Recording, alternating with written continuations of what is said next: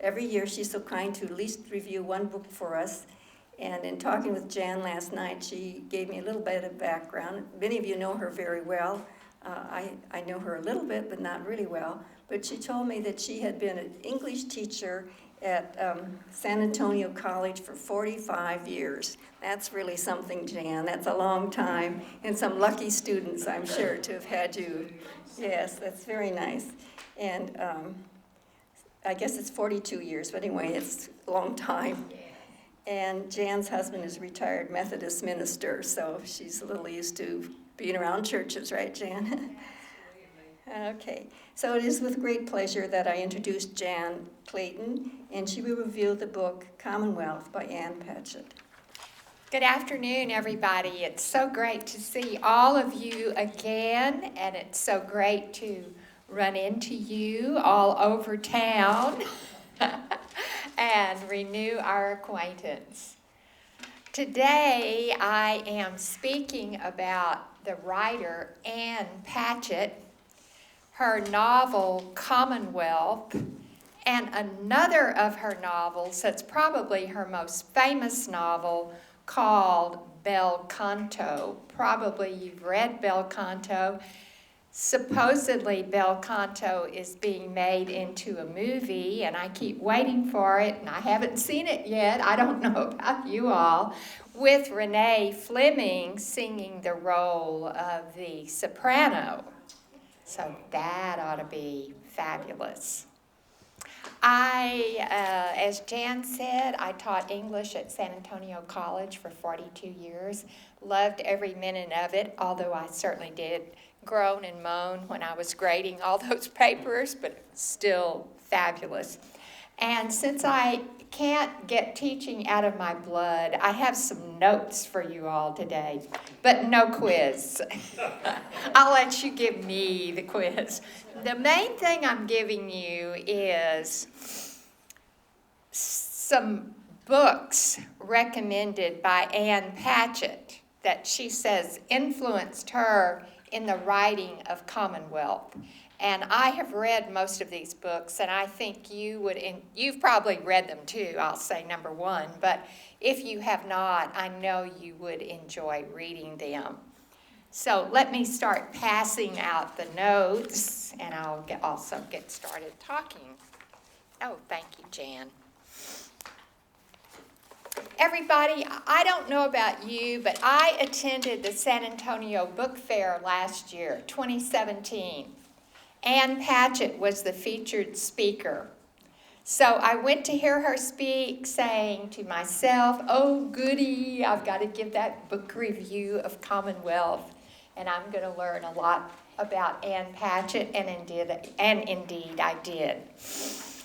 First of all, let me say, when you all go online, check your email. Do you ever see over on the right-hand side something that I generally try to ignore? Trending. What's trending right now? Because I always think it's just such a bunch of commercialized fake news. But I'll tell you, Ann Patchett is trending. Not that she's been on the email announcement, but this is a magazine I read called Vanity Fair. And I read it because my sister-in-law gave me a subscription to it. But as I started to read Vanity Fair, I realized that I do not know who about 80% of the people in this magazine are. It's like on Jeopardy when they go to current TV programs, movies, and music. I make 0 on that. Well, here's our new Vanity Fair for this month. It's interesting. And in this article about Benedict Cumberbatch, whom I do know because he played Sherlock Holmes on Masterpiece Mystery, I find that he's starring in a new detective series. And it comes from a group of novels written by British author Patrick Melrose. And they bring out 5 or 6 authors who endorse this novelist as a detective writer. Guess who one of the 5 is? Our friend Ann Patchett. I said, oh, yay, I'm not as out of it as I thought I was. Then I go to the last page of Vanity Fair, and there's an interview with Cecile Richards. We call her Ann Richards' daughter right here in Texas, but we love her as president of Planned Parenthood. She's asked, who is your favorite writer? Oh, Ann Patchett. So I thought, well, fantastic. Ann is trending.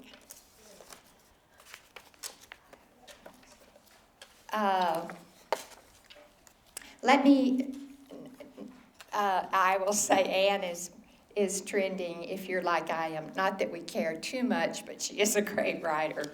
Let me bring out to you a little biography of Ann Patchett. And I'm doing that because she brings elements of her life into Commonwealth more than she does any of the other novels of hers that I have read.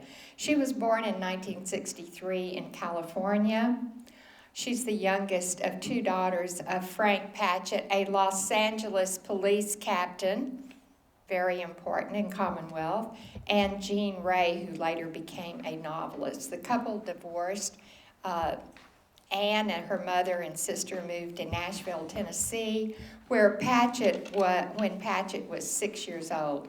She attended St. Bernard Academy, a Catholic school staffed and run by the Sisters of Mercy. You see that in the book also. After high school, she attended Sarah Lawrence, went on to the very prestigious Iowa Writers Workshop at the University of Iowa, which is always a plus by the name of any writer. She co-founded in 2010 a bookstore in Nashville, Parnassus. When we're in Nashville, everyone, we must go there. Check it out. She was named in 2012 by Time Magazine as one of 100 most influential Americans. So, interesting. On the little page that I've given you, everybody, item number 3, Patchett's themes. And you see these themes in Commonwealth and in Bel Canto. Not so much in another of her novels that I've read, but definitely in these 2 novels. When Patchett spoke at the book fair last year, she said that she is always seeking to create and describe and embody a cultural moment. And what I think she means by that is that moment in our experience right now that seems to capture what's going on, past, present, and future, a cultural moment. And in that cultural moment, she seeks to bring out issues of class. We see that in Commonwealth, where Bert Cousins' family traces themselves back to old Virginia. They're part of the aristocracy. And Franny, who's the central character in the novel, Franny's father, Fix, is part of the same group of people that my settler ancestors came to Texas in 1836, the Irish. They hadn't made it anyplace else, so they decided to come on to Texas, thank goodness. The Irish, there's a class difference there. Perhaps we don't see it in 2018, but there is a class difference. She also likes to write about strangers being thrown together. Absolutely in the novel, the 6 children thrown together.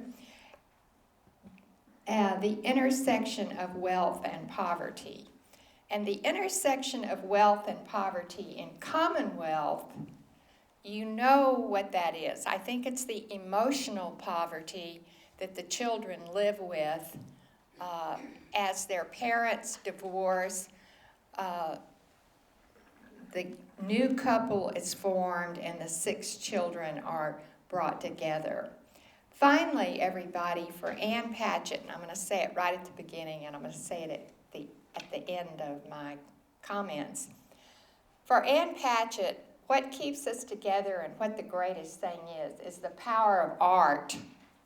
Now, in bel canto, the power of art is the beauty of classical music that brings all of these people together who are held hostage. In Commonwealth, what is the art? It is the stories that Franny tells Leo Posen, the great American novel, that he turns into a novel. And it is those stories that offer redemption and reconciliation and power. So let me go now to give you a little summary of the plot of the 2 books. The first book, written in 2016, Commonwealth, and everybody, what is Commonwealth? What is a Commonwealth? I happened to be in London about 7 years ago on Commonwealth Day, and I loved it. It was all on TV. Because Queen Elizabeth was receiving the representatives of the Commonwealth at looked like a lovely tea party. And everyone was dressed in native dress, and the Queen, of course, looked fabulous. Commonwealth is a group of desperate, different elements brought together for one reason or the other. Well, the sun never sat on the British Empire a long time ago. This Commonwealth, though, is the family. This novel, which is Patchett's 7th novel, begins with an illicit kiss that leads to an affair that destroys 2 marriages and creates a reluctantly blended family. In a series of vignettes spanning 50 years, it tells the story of 6 children whose lives were disrupted and how they intertwined. Now, item number 2 on the notes that I gave you on the books, you see the novel Old Filth by Jane Gardam. And that's a great book if you haven't read it. Old Filth means, everybody, failed in London, try Hong Kong. So it is a book about the British Empire. But Patchett said she found Jane Gardam's style to be very inspirational to her, and she tries to capture Gardam's style in this series of vignettes that take over 50 years. She does a great job of it. If you've read, as you've read the novel, the way time is blended. The story Commonwealth starts at Fanny Keating's christening party. The novel ends at a Christmas party. Is that an accident? No. Patchett, I think, looks at these parties as symbols. Bert Cousins, who you and I will say is pretty much an ass, but he's an important person in the book because he's father of 4 of the 6 children, wasn't invited, but looking for an excuse to get out of the house away from 3 noisy children and a pregnant wife for a few hours one weekend, and he goes to the christening party for Franny Keating. Thus begins an affair that ended 2 marriages and led Bert to begin thinking up excuses to get out of the house away from his 4 children from Southern California and his 2 stepchildren every day of their summer vacation in Virginia. Bringing the children of 2 divorces together under one roof may be called a blended family, but this family does not blend, but yet over 50 years they do. There forms a curious commonwealth of neglected children. This is their story about how their lives were disrupted and how they intertwined and what happened the day one child died. 26 years after the christening, when law school student dropout Fanny embarks on an affair with a much older, very famous novelist, she has no inkling that her childhood memories could in time be woven into a best-selling novel called Commonwealth. So in the novel that we read, Commonwealth, we've got this big symbol there of the novel written by Leo Posen. Over the course of 5 decades, while the Keating cousins' children were all going their own ways, they were still a family, still bound by shared memories and ultimately real affection. I'm going to go now, everybody, to Bel Canto, which was written in 2001. And that brought Patchett great fame, and still does today. And I will tell you, how many of you, have you all read Bel Canto? Probably you have. And I don't know for those of you who've read Bel Canto and Commonwealth, but when I started reading Commonwealth, I thought, I hate this book. It seemed so depressing. Not that it wasn't well written. Ann Patchett does such a great job of creating characters. She has great power as she creates characters. It's hard to forget her characters. But I think I hated it because I didn't like what was happening to the children. But as the novel moves along, then we began to see what Patchett is doing and what she's saying about art and about life and about relationships. Bel Canto is set in an unspecified South American country, probably Peru, because what happened in Lima, Peru in 1996 is a group of militants took over the Japanese embassy and held the people in the embassy hostage. That was in 1996. The opening of the novel is, again, a party.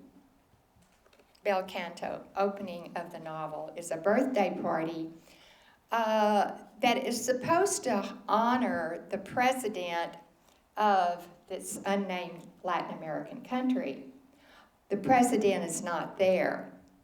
He does not show because, everybody, it's the conclusion of his favorite soap opera. And the soap opera is, again, ironic because it's something, it sounds like to me like this Mexican soap opera called Simplemente Maria, and it's about a poor, humble maid who the rich man's son falls in love with, and, Cinderella story. There are lots of soap operas that have that plot, to tell the truth. But the president is not there. The militants who break in are hoping that they can take the president of, I say, Peru hostage. But since he's not there, they take the whole group hostage.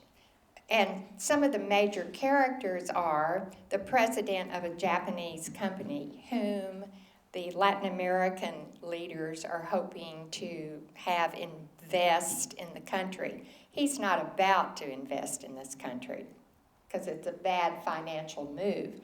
But he is there because, brilliantly, they know that Mr. Hosokawa, the president of the company, adores opera. And he is a fan of this beautiful soprano named Roxanne Koss. The militants realize, the terrorists realize, that they can't keep all of these people in the embassy. So they let most of them go, except for Roxanne Koss, the Japanese president of the company, the president of the Japanese company, and they fall in love, of course. And other important characters are Jin, who is the president of the Japanese company's translator. and Jim is Gen, is the spelling of his name, falls in love with Carmen, who is one of the beautiful terrorist militant girls involved in this. Where are the children in this novel? The children are the child soldiers, like you read about in Africa. These kids all represent extreme poverty. In fact, I enjoyed reading about one of the little boys in the group talking about the best meal he had ever eaten. And the best meal he had ever eaten was a barbecued guinea pig that somebody in his family had killed as it ran through the jungle. That's the poverty and the want of the group. At the end of what keeps the whole group going? It's music. And every day Roxanne Koss sings. And the beautiful music brings even the militants and the terrorists together. So that's where Ann Patchett is going back to her theme of the power of art. At the end of the novel, the government breaks into the house and kills all the terrorists. All the hostages are freed except for Mr. Hosokawa, who dies in the struggle. The novel ends sometime after the crisis as Jen and Roxanne are wed in Italy. And at the end of the novel, Roxanne Koss makes a statement about art, about music. And she says, human beings who cause such cruelty and suffering can also create beauty. And that beauty in art, in music, in stories is what keeps us human. In Commonwealth, I think that Patchett is trying to say that we're all part of a Commonwealth, and we know it very well. I just came back from a really fun vacation with our 13-year-old granddaughter in Costa Rica. And I learned, and you all probably already knew this, that 5% of the world's oxygen is produced by Costa Rica, a state smaller than the state of Kentucky, because of their commitment to conservation and, of course, nature tourism. But it shows me again how we are all interrelated on this planet and how we are part of a loosely formed commonwealth, whether we want to admit it or not. I'll say one or two more things about Ann Patchett after I've read both of these books and reviewed them. I think she is a very Catholic writer. I think that she has a commitment to serving others. Her background is Catholic. I'd like to get your ideas on that too. And it didn't even cross my mind to think of Ann Patchett as a Christian writer until I read her editorial on December 17th, 2017. This was in the New York Times. And the title of this article is My Year of No Shopping. And I thought, oh, is that a horror story? Just kidding. I'm sure my husband wanted me to read it and take notes on it. But in this article, she talks about the great wealth, the great abundance that we have in the United States and how we take it for granted.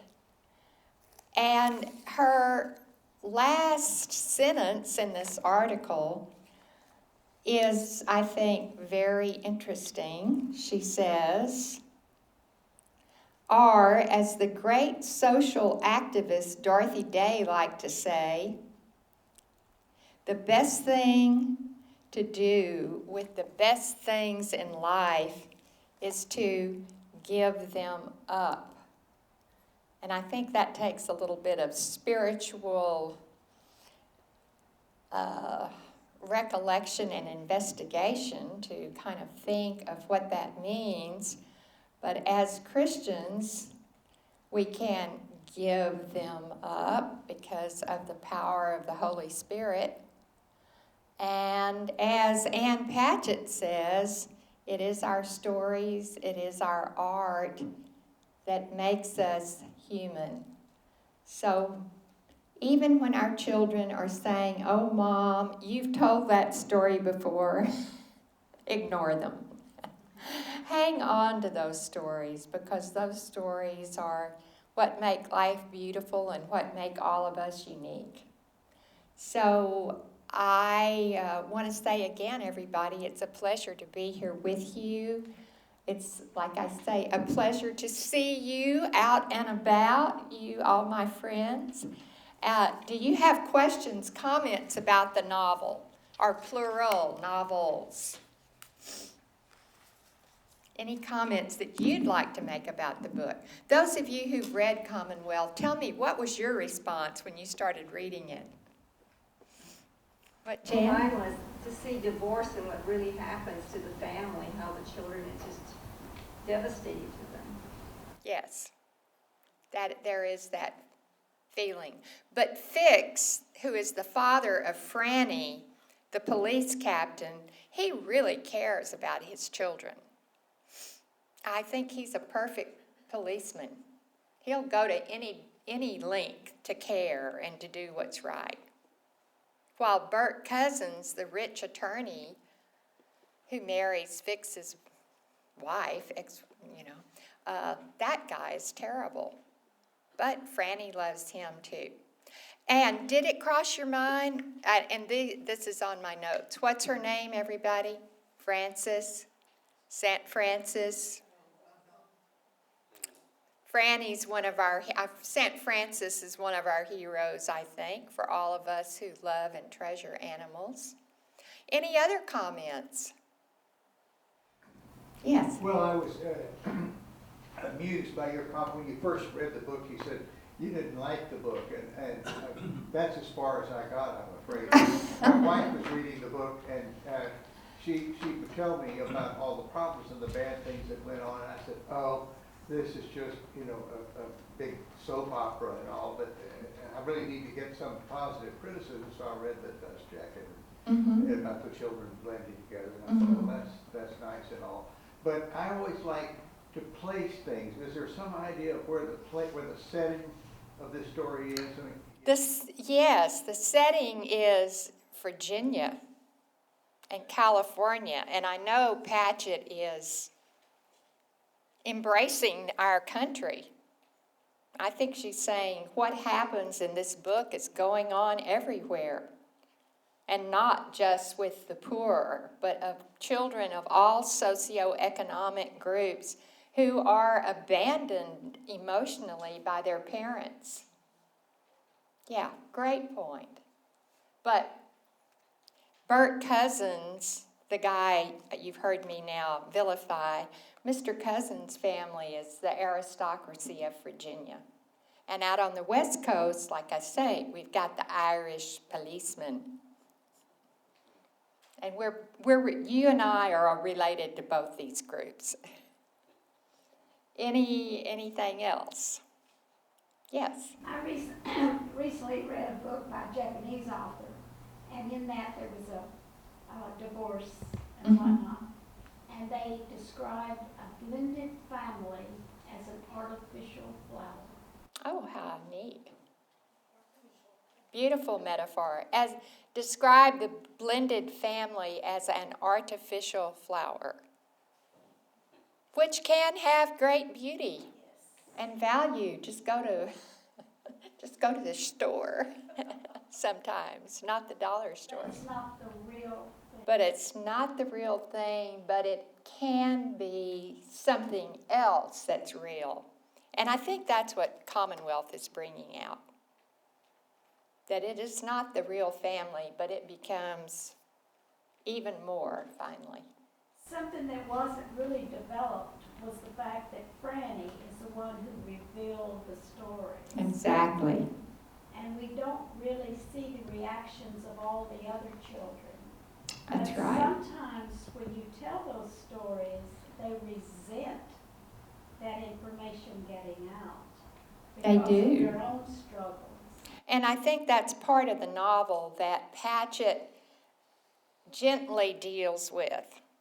But it's not, you've got to look into it and read what the reaction is of the family. But the title of my talk today has to do with reconciliation, suffering, reconciliation, and art. And I think the reconciliation, for me, that's what takes Ann Patchett into this realm as being a religious writer. Because she's saying the reconciliation is there.